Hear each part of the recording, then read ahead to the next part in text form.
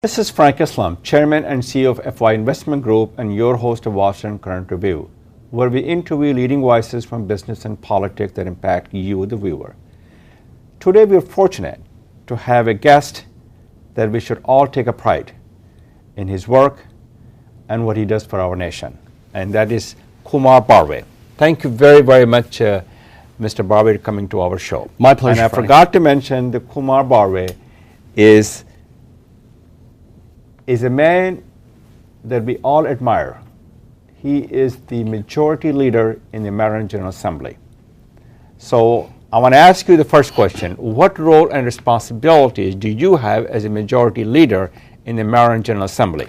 Well, the majority leader is the second ranking position right underneath the Speaker of the House of Delegates. And in that role, first of all, it's my job to be the spokesman for the majority, which in our state is a Democratic majority. It's my role to basically find the votes to pass laws, to help decide what amendments and changes have to be made in order to get to a 71 vote majority. And also it's my job to do certain, nuts and bolts things. All bills are assigned to committees, and it's my job as the majority leader to read a bill and say, this one goes to appropriations, this one goes to the Environmental Matters Committee, this one goes to the Economic. So that basic sorting function of the legislature of deciding where a bill goes is probably my most important but least understood function. And then, of course, most of what happens in the legislature is behind the scenes debate and discussion. Right. As you might know, as some of you may know, like all states, Maryland has a fiscal leadership group made up of the governor and 4 members of the House and 4 members of the Senate, and I'm in that senior fiscal leadership group. So you have a senior role and responsibility. Yeah, I do. I mean, for example, in shaping some of these, what I consider the legislations. Well, I mean, even before you get to legislation, the most important function of a state government is to balance the budget every year, to do it on time, and in the state of Maryland, we've had a AAA bond rating for 51 years in a row, which means ever since the bond rating agencies have been rating states, we've been AAA bond rated. And I'm very proud to be a part of the leadership team that makes sure that that's the case. I want to ask you a question, and I'm sure a lot of people in the audience will be interested. The politics define the landscape of our nation, and also politics play a very important role in our life. Correct. And the government is, people don't think that way, but I consider government as a partner. Mm-hmm. My question to you is, and I want you to share this idea and your talk a little bit. Why should people be involved and engaged in the political process, and why should anyone make a campaign contribution? Sure. Let me begin by saying that America, more than any other country, is a country that is defined by debate and political governing systems at every level. In a traditional culture like India, for example, so many of the life decisions are made for you, they're not made by people who you elected. They're made by your ancestors because of traditions that have existed for thousands of years. America doesn't have those kind of traditions. But India is still a democracy. It's a democratic process. It is a democratic. It's a participatory political process. It is, and it's the world's largest democracy. No question. But traditional cultures have a huge component of your life decisions that are just not up for debate. Yeah. Whereas in a society like America, everything is up for debate. Everything from whether you have that stoplight at the end of the street, all the way to whether or not we're going to take alcohol tax money, as we do in Maryland, and set aside 1/3 of it to pay for the developmentally disabled, the people who we used to refer to as mentally retarded. All of these decisions are made by elected office holders, by policymakers who have to go before the voters every 4 years in the case of Maryland and run for election. So why should anyone make a campaign contribution? Why should they be engaged? Okay, first of all, it's important that your point of view is expressed in one of two ways. So you make sure you have a voice. You have a voice, but one way you express it is by voting, which you absolutely must do. Okay. The other way is by actually helping those causes and candidates who you support. I mean, let me just say this. America is fundamentally a market-driven country. Companies and politicians have to raise capital in order to succeed. Businesses have to do it, politicians have to do the same thing, and it is naive to believe that simply voting is enough. Because, you know, we South Asians, we Indian Americans, we understand fundamentally how most of us understand fundamentally how the marketplace works. Well, government is a marketplace of ideas, and we have to be engaged in it because, in my view, this is our country and we have a right to have a seat at the table making the decisions, and the decision making happens from the very first moment when somebody decides to run for office to see whether or not they will receive support, all the way up to that decision to make India and America closer allies. And all parts, you simply cannot, you know, let me be even more specific. Indian American community is made up of many communities: Muslims, Hindus, Sikhs, Jain, Christians, Jews, everybody. And we're a microcosm of the entire world, we Indians are. No question. But you know, there are no Indian American Sikhs or Muslims or Hindus who serve in statewide office yet. Nobody has done this yet. Yes. This is a glass ceiling that we have to break.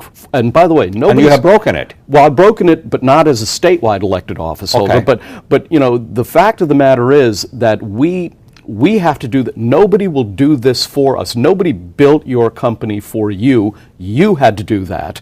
And similarly, nobody plucked me out of obscurity and said, you know, it would be nice if there was one Indian American Hindu who was elected somewhere in America and we're going to put you in the Maryland House. It doesn't work that way. I agree. And that's why we have to step up to the plate and support our own.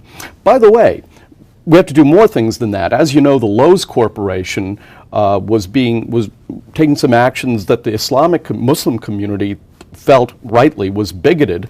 And when we protested outside of the Lowe's location in Gaithersburg, I was there. The county executive of Montgomery County, who's a Christian African American man, was there. Ike Leggett. Ike Leggett, Saqib Ali, who was a Pakistani American member of the House. He organized it. Jews were there, Christians. We all protested. So they were all bonded by a common cause. And opposition to bigotry, yes. Opposition to bigotry. Which, it's one of the great things about America is that Hindus and Muslims can be friends and work together, and we do. They all have a shared goals and a shared commitment. Right. And they are watching for the common cause. Absolutely. So what you really said, that the politics really creates a common cause and unites the people. Yes. And in America. So that we can create a country for all the people who can have opportunity. That's right. Rather than create a country for just a few. That's and I think correct. that's what you said. That's right. I mean, you know, the fact of the matter In a sense.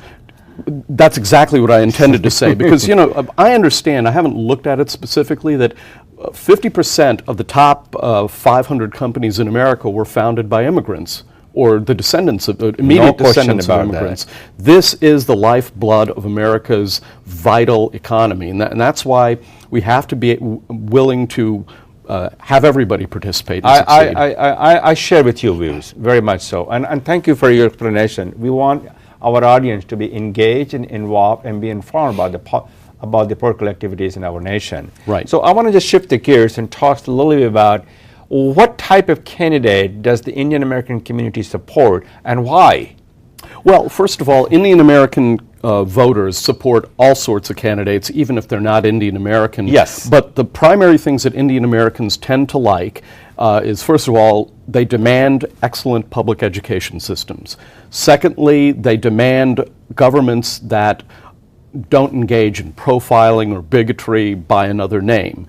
Third, they want to have leaders who are comfortable with who can inspire people. Who can inspire people, but first of all, who are comfortable with people who look like you and me. And when they look at you, they don't see this brown guy whose last name is Islam. They see a successful business person who has been a pillar of support in our community. And that's the show of, that's the face of America they would like to show to the world. That's right. I mean, it's funny because I was talking to some of my relatives in Pune after President Obama was elected, and they were simply amazed, not that we elected an African American, which by the way makes America the first white majority country to elect an African descended person as chief executive.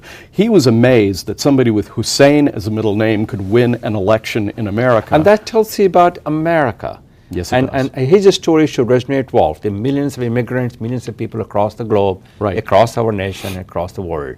But I want to talk a little bit about the politics more, because you're such a fascinating person when it comes to politics. Thank you. The Republican Party has always said that Indian Americans are a natural partner because they believe in the American dream, they believe and share a common cause, Right. they believe in entrepreneurship. But is that so? But the voting trends in the Indian community is a totally different. Right. So tell us a little bit about that. Well, first of all, I'm a Democrat. I'm an accountant. I'm the chief financial officer of a company. No party has a monopoly on entrepreneurship or supporting of business. And as you know, a majority of the high-tech CEOs in Silicon Valley and in Boston and in Houston are supporting the Democratic Party and Barack Obama. The other thing that's troubling to a lot of Indian Americans, especially if they're Hindu, Sikh, Muslim, Jain, is there is an undercurrent of dislike for new religions in America. I don't want to overstate this, because the majority of Republicans don't feel this way. But the people who run the Tea Party, some of the people who are in controlling positions in America today are very uncomfortable with a person whose middle name is Prabhakar, as mine is, or Islam, or Hussein. They're uncomfortable with who we are, and what is more personal to a person than their religious beliefs. Now, I think I've talked to a lot of Arab Americans and a lot of South Asian Muslims in particular who are very troubled about the idea of having as being in charge of America a political party that has not been friendly to people who look like you and me, or who worship like you and I. They have a different caste, creed, background, and belief. Exactly. Religion and race. That is very comfortable. And that is That's a what you're big. saying. The Republican Party has got to get over that if they want to get, because there are a lot of wealthy They Indian need Americans. to reach out the color of communities. Yeah, And I think they're doing it. Well, they're trying to. But right now they have a big problem with the Latino community. As you know, in California went from being kind of a balanced state to Right. being very Democratic because of the positions they took with respect to the immigrant Latino community. in I California. agree. And that's happening nationally. It's a big demographic problem for the party. But right now, I shouldn't say this as a Democrat, there are a lot of Indian Americans who would like to vote Republican, but they just don't have the assurance that they would be really welcome I want because to of their talk a little, religion. if I may, I want to talk a little bit about your future. Sure. What are your plans about the future? And then I'll talk a little about education. Well, let me just come straight out and say it. Currently, the controller of the state of Maryland is Yes. seriously considering a run for governor. Yes. If he runs for governor, I will run for controller. And understand that in Maryland, the controller is the elected chief financial officer for our state. I would be the only accountant running in the office, running for that office. Oh, wonderful. Well, you have the relevant experience. Right. It's a procurement position because all contracts of greater than $200,000 have to be approved by a committee of 3 people, the governor, the treasurer, and the controller. I have over 10 years of government procurement experience. I worked here in Tyson's Corner for the Unisys Corporation. I worked for the Space Communications Corporation building So you got the the right TDRS skill. satellite system. Oh, I which do are remember the- from the NASA. TDRS, yeah. So that tells you that you have the relevant experience, you got the past performance, and you'll be running in 2014. That's if I'm correct. correct. And let me be clear Go ahead, about go this. ahead. If it were a job that you submitted resumes for, of the people who are talking about running for controller, mine is the only resume that would actually fit. And, I've been socially pretty liberal, but on fiscal matters, I've been very pro-business. And it's my view that what you need in your chief financial officer, number one, you need an accountant. Yes. Number two, you need somebody with actual experience in procurement. And number three, something that no controller has ever done, which I would like to do if I have the chance, is to make it into kind of an inspector general in Maryland. I want government employees and citizens to feel comfortable that they can call Kumar Barve up and say, here is an example of waste, and I want you to be a champion for getting rid of that, because right now there is no person in Maryland government who has that kind of a function of saying, why are we buying this at this price when we should be buying it at a lower price through wider competition. So save the money for the taxpayers. Correct. But the point is, taxpayers have to know that they can pick up the phone and talk. And call you. One thing is, most people who are controller aren't accountants, and so when a tax practitioner calls up the controller's office and says, here's an aspect of the tax code that doesn't work, you have to explain it to the controller. You don't have to explain that to me. I totally agree. And I have been on the tax policy subcommittee of our legislature now for 6 years in a row, and I've been a leader in tax policy. And so I don't have the same learning curve that another person might have. That's the best way to describe it, and I hope our audience that you're speaking to will support you.